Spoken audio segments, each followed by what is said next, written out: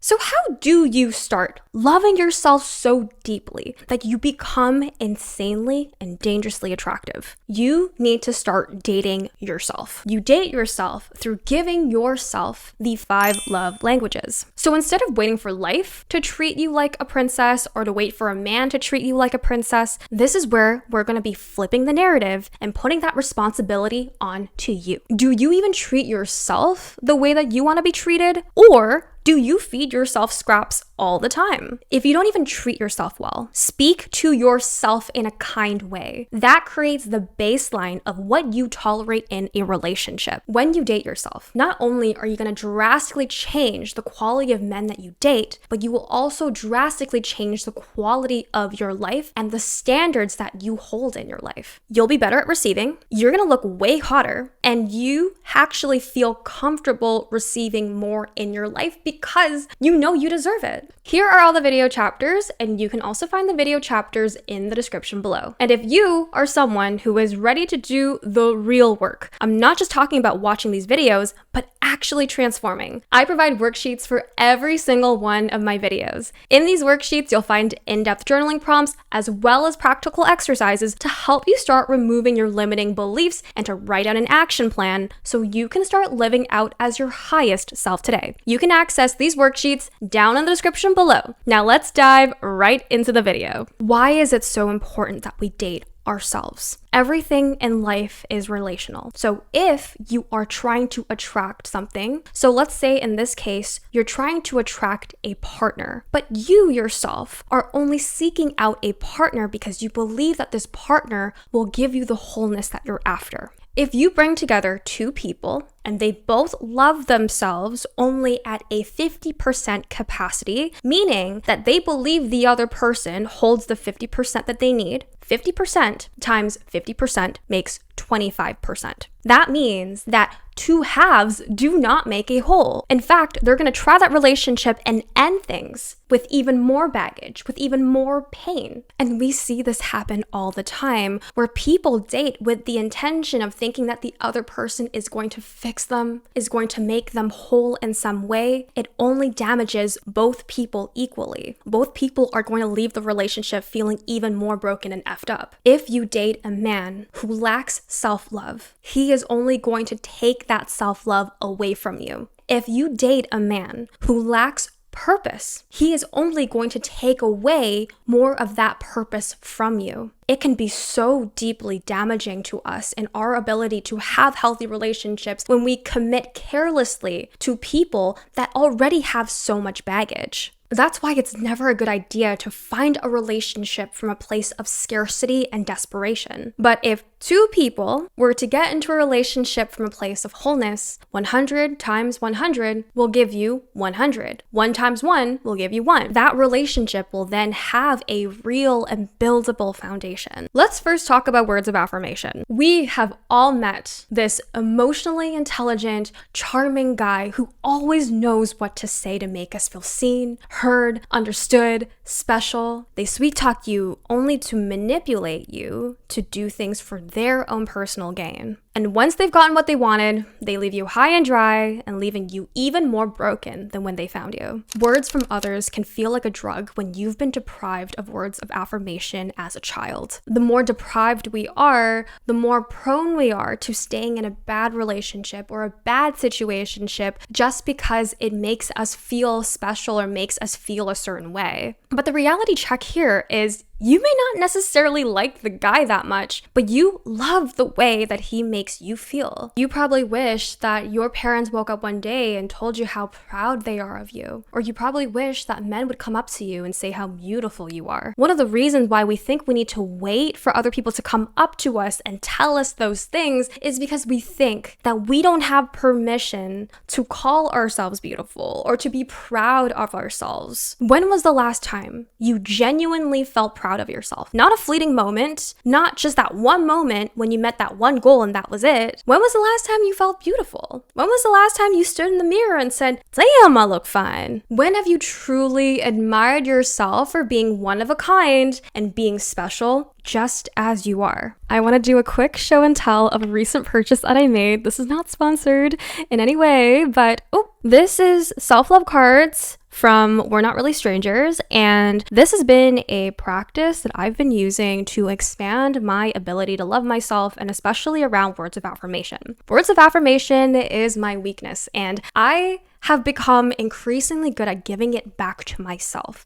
I think as an Asian woman, an Asian in general, when was the last time my parents told us how proud they are of us? Probably not. So I have been writing myself letters, sharing about my growth, sharing about how much I've overcame, and especially after a really long day at work, I'm like, yeah, I killed it today. And just showing that recognition back to yourself without needing anyone to give you that validation first. What is one thing that you love being complimented about? Is it your intellectual ability? Is it your beauty? Is it your charm? Do you love the fact that you are so talented and special? And give that back to yourself. I recommend that you stare in a mirror, look at yourself, and keep repeating the affirmation or the validation that you want to give to yourself. When you try to validate yourself with these affirmations, you no longer get easily swooned by some guy who love bombs you or some guy who tries to sweet talk you, trying to get into your pants, because whatever they say is simply an addition of what you already believe. You no longer get swept away by a guy who has nothing to offer, nothing to show for himself. So his words become an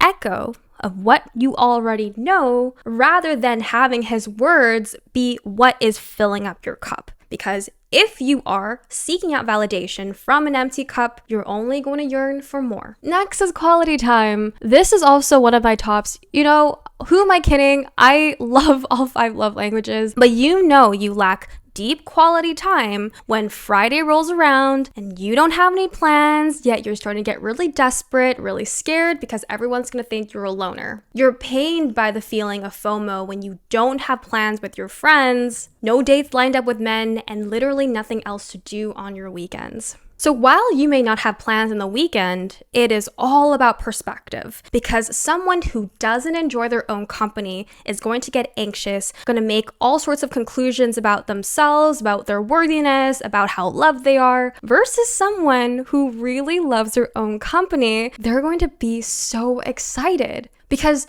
there are tons of adventures that they can plan for themselves with themselves. So my question to you is, how invested are you to planning special quality time dates with yourself? We wait to be in a relationship so we can go to the movies with a guy or go to restaurants with a guy, when you could totally be doing all of those things right now by yourself. I want you to plan a special date for yourself the same way that you would expect the man of your dreams to plan a special date for you. Drive out to a coffee shop that you've never tried before and have a reading date with yourself. If you don't have plans with your friends on a Friday night, why don't you host your own painting session with yourself? Put on your favorite jazz music, get some wine, get a blank canvas, and start painting whatever you want. I always love scheduling something fun throughout the week because it gives me something to look forward to. It gives me something to be excited for. Schedule something fun with yourself every single week, and you get to choose what exciting activity you want to do. That's the best part about dating yourself, because you don't need to accommodate to someone else's tastes, preferences. You get to choose what you want to do. That's about bringing joy, excitement, and novelty back into our own lives. The date that I had planned for myself last week was to watch The Odyssey by myself at the movie theaters after work. And I planned it on a Wednesday, a week prior, and I was so excited for it. I was looking forward to it. And when it got to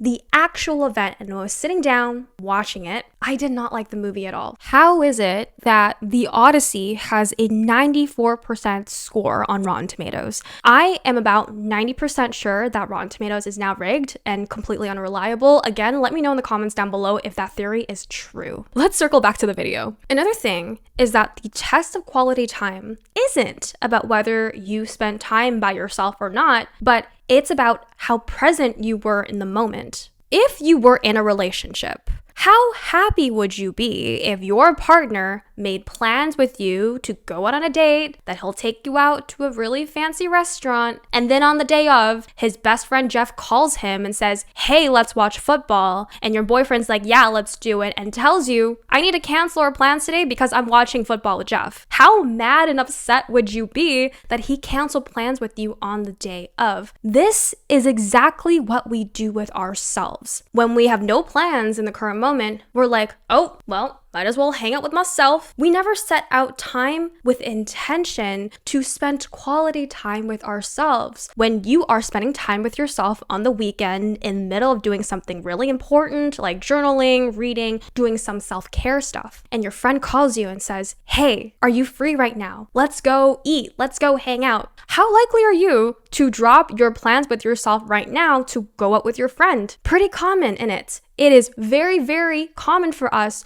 to drop the things that we're doing solo by ourselves, no matter how important that thing is, so that we can occupy ourselves in the company of others. Are you intentionally carving out time to spend with yourself to improve your relationship with yourself? Or are you only choosing to hang out with yourself because there's nothing better to do? If it's the latter, you need to start intentionally carving out time to have dates with yourself. You would expect a guy to make a firm promise to go on a date with you and follow through on his word. But why is it that we don't hold ourselves with the same level of prioritization? So if you set an intention to spend the day with yourself, you better follow through on your word. The next love language is gifts. You've probably seen on Instagram women being spoiled by their husbands, by their partners, where they buy them expensive shoes, bags, luxury vacations. In the book, Think and Grow Rich, Napoleon Hill talks about that a lot of men's main drivers to their success was because of love. A man who is fueled and driven by their love for their woman is not thinking, I can't afford this. You shouldn't have these desires. But that man is willing to work to build his income so he can afford the lifestyle that his woman wants, because he believes that this is ultimately the lifestyle that she deserves. And deep down, we all want to be that type of woman in a relationship who becomes a man's motivation to build a bigger and better life. But when it comes to our relationship with ourselves, are we, number one, honest with ourselves with what kind of life we actually want, what our desires are, or are we, again, settling because we don't believe in our potential? We don't believe that we can create that life for ourselves. People that I've witnessed that actually do the work to date themselves, they never look at their desires and say,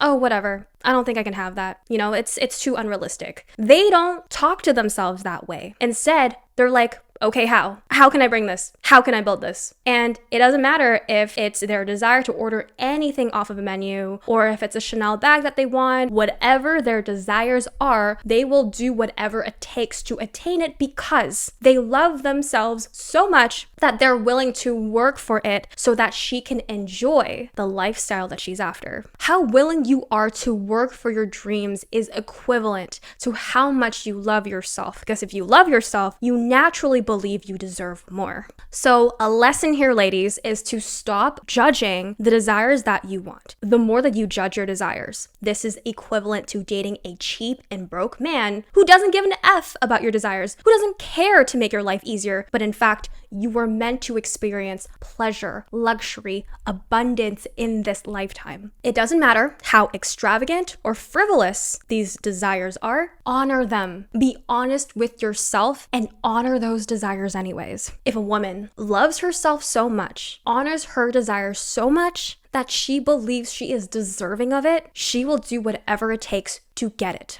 And they will not stop until they get what they want. I love this quote from Cher that says, Mom, I am a rich man. So why is buying yourself gifts important? And why is spoiling yourself important? At the level of which we believe our happiness, convenience, and quality of life is worth investing in, this is going to directly impact how people treat you, how much money you end up making, and ultimately, it really is about deservingness and being able to be more comfortable with receiving. Now, that's not to say to spend uncontrollably, but I would recommend that you set aside a budget every single month to spend on whatever it is that you want. You don't need to be rational about it. It doesn't even have to be useful, but something that you would want your partner to get you as a gift, right? So if you love flowers, flowers is something that naturally brings you joy. Buy yourself flowers. Your happiness is worth investing in. One of the dates that I went to Din Tai Fung, which is a pretty expensive restaurant, but it's one of my favorite restaurants. I love Shanghainese food. And I made a promise to myself that I would eat there by myself. But the moment I was walking to the restaurant, I was thinking in my head and I said, no, I'm not going to do this, right?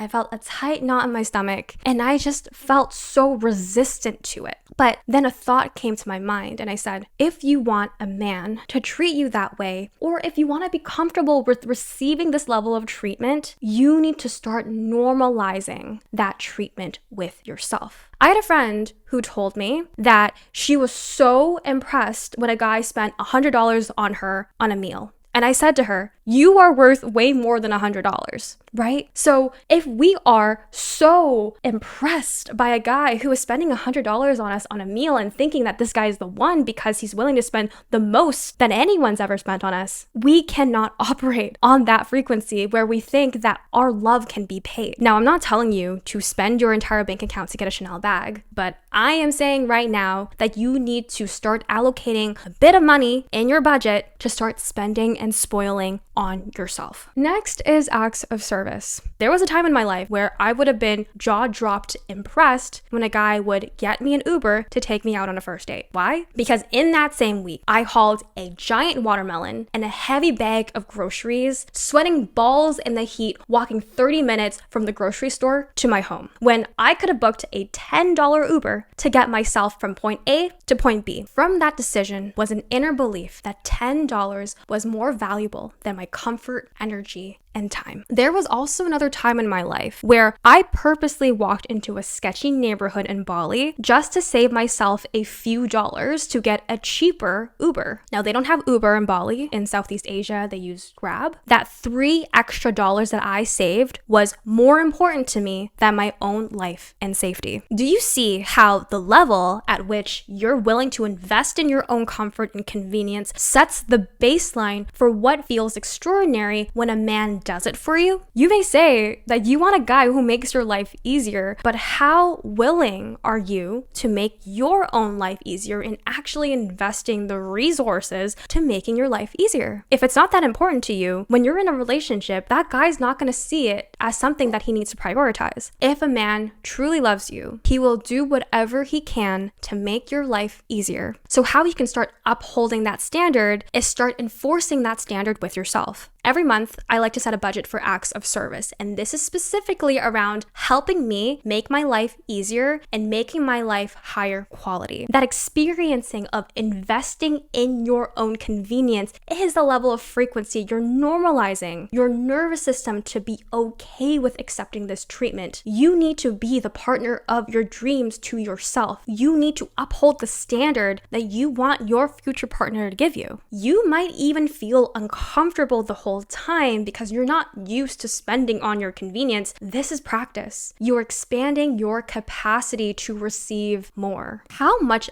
effort do you put into your own life? We expect men to put a lot of effort into us, but do we ever put in that effort for ourselves? You may be eating toast and jam 3 times a day, every day for the past 6 months. That's not really good for your health because it may take effort to go out, grab groceries, cook yourself a really nice meal, highly nutritious, high protein. That's going to cost money, energy, effort, and time. But that is also parts of acts of service. It's putting in effort so that you can have a healthy meal every single day. What about if you had a really tough day at work? Imagine you told your partner, I am so exhausted, I've had the worst day. So your partner may surprise you with a bubble bath, with some candles, with your favorite bath bomb, and just coming home to that and listening to your jazz music. Oh, you feel so much love, right? That is also parts of acts of service. You can also do that for yourself, putting in effort to romanticize your life,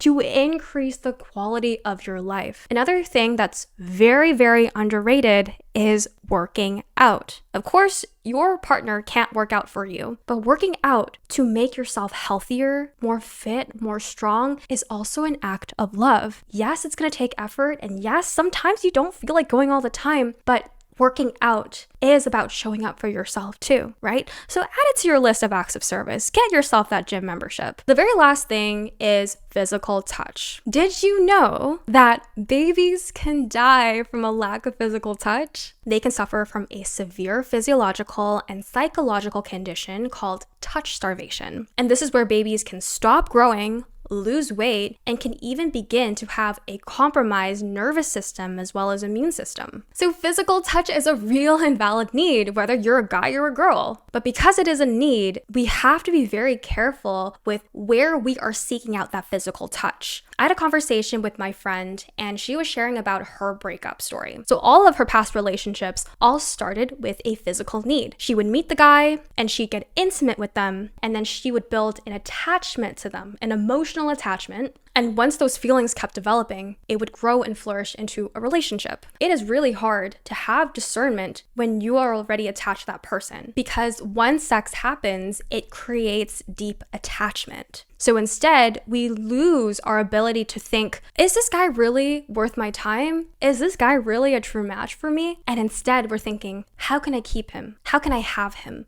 Right? Because you're already attached. And that's where we can end up overlooking incompatibilities, red flags, or things we normally wouldn't accept simply because we've already become emotionally invested. If physical touch is important to you and you know that you don't want to enter casual relationships because, quite frankly, they are a waste of time. So here are some suggestions. The first thing is to play contact sports or some sort of dance that requires a partner. I found this on Reddit. I thought it was so funny, but this guy was saying that he loves physical touch, but he doesn't want to get into a relationship. So he decided to do Brazilian Jiu-Jitsu. I personally cannot vouch for this. I've never done Brazilian Jiu-Jitsu, but I'm quite honestly just showing you my research here. So if anyone can vouch for Brazilian Jiu-Jitsu as a form of physical touch, please report down in the comments down below. I'd love to hear your experience. Yeah, and also partner dancing. Partner dancing would include salsa, bachata, where you're dancing with them and you're holding them, right? That's also a form of physical contact. Hugging your friends and family more. Girls, if you are not hugging your friends, what are you doing? It is one of the most beautiful experiences that you can have, especially with your close friends. Hug them more, cuddle them more. Physical touch can also be a platonic experience. It doesn't necessarily always have to be sexual. So enjoy that experience with your friends. Another thing is warm baths. Warm baths can feel so good, especially when you've been out in the cold for a long time. The moment that you hit and you go into this hot bath after a really, really cold day, it just feels like a warm hug. It's beautiful. You can pay to get a massage, you can cuddle with your dog or your pets at home, and you can also get a weighted blanket as well. So the lesson here is that to be dangerously attractive is loving yourself, and loving yourself is about creating your life from a place of wholeness. And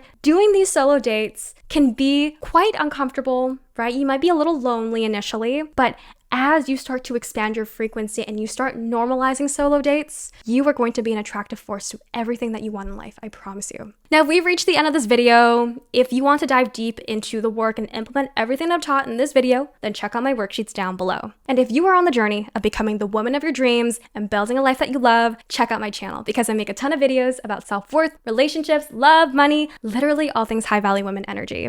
If you want to learn how to expand your feminine energy and attraction in relationships and dating, then check out this video right here. I love and appreciate you so much. Thank you so much for being here, and I hope to see you in the next video. Bye!